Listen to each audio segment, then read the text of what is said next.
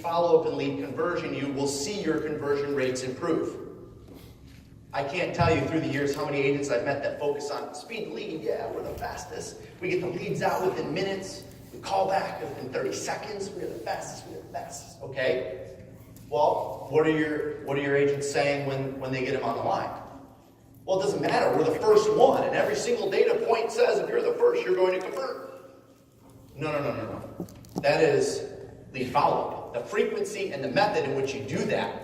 The lead conversion is what is actually said and done to convince them to do something with you. So it's important when you're looking at lead follow-up and lead conversion, you define what your definition of a lead actually is. So I want you to write down the question, what is my definition of a lead? What is my definition of a lead?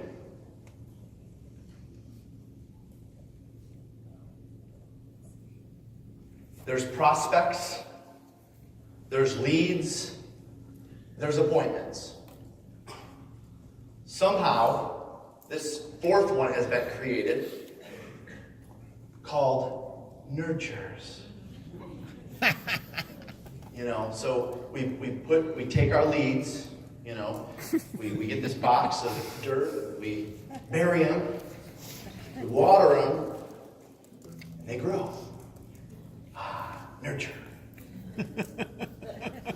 Listen, as long as our competitors continue to think that nurtures are going to turn into a lot of business, continue to do that.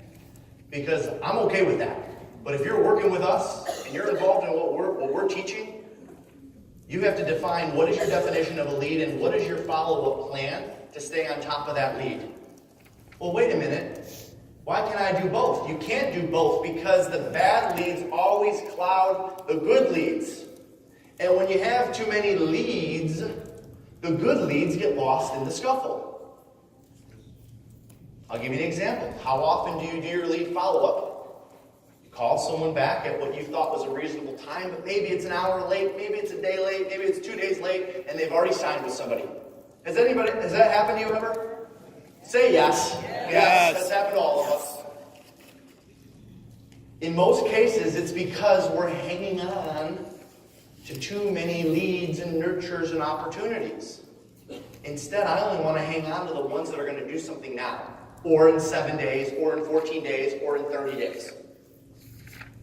The longer I hang on to a lead means the more leads I have.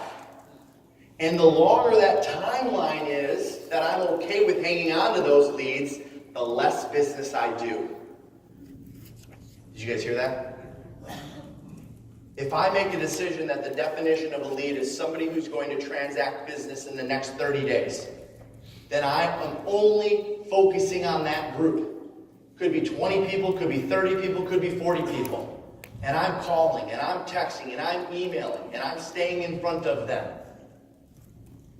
But if I continue to hang on to every single lead that falls in my lap and nurture them, then I'm missing out on all the people that are ready to do something right now. Because I guarantee you, all of us know somebody that's listing a home today or putting an offer on a property. And they're in your leads folder or file or database. But because we have so many of them, we don't know who they are or where they're at.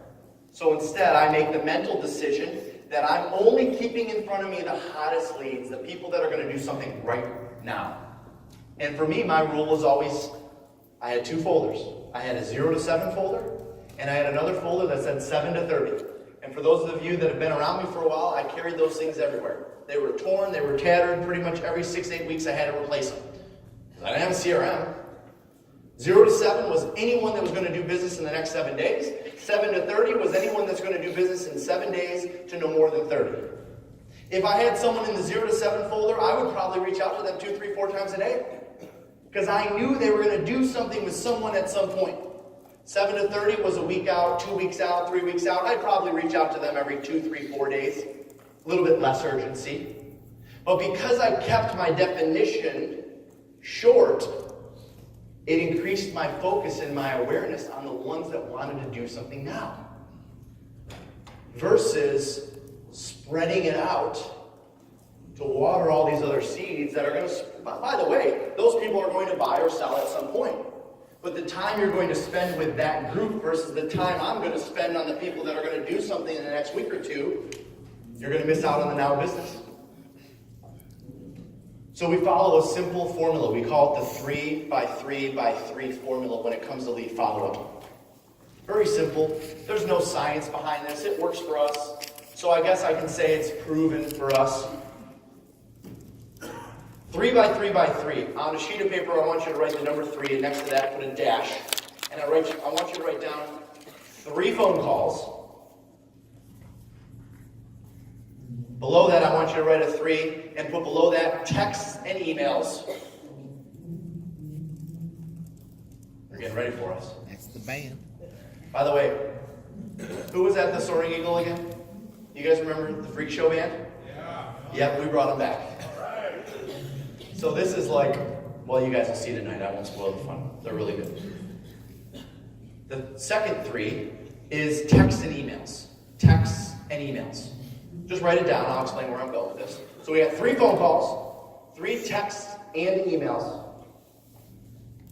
The third 3 is within 3 days.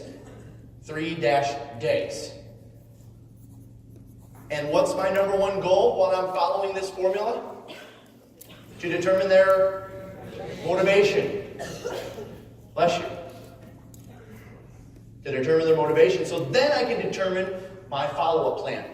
So I have 3 calls, of course, different times a day. So a lead comes in, or I generate a lead on Tuesday at 3 p.m., let's just say. All right, I'm going to follow up that lead on Wednesday at 9 a.m. or Tuesday evening, Wednesday morning, Wednesday afternoon via phone call.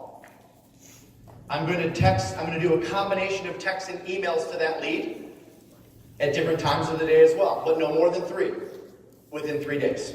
So it might be a phone call and then a text, and then a little time go by.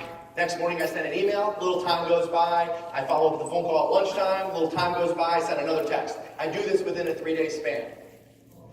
It's not overwhelming, it's not like so aggressive that everyone's telling me to get lost. This is a formula that's been working for us. With the goal to determine their motivation so we know what to do from there, which is either set an appointment or toss them in the trash can, aka CRM.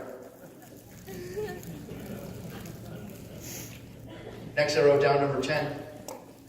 We'll wrap up on this one.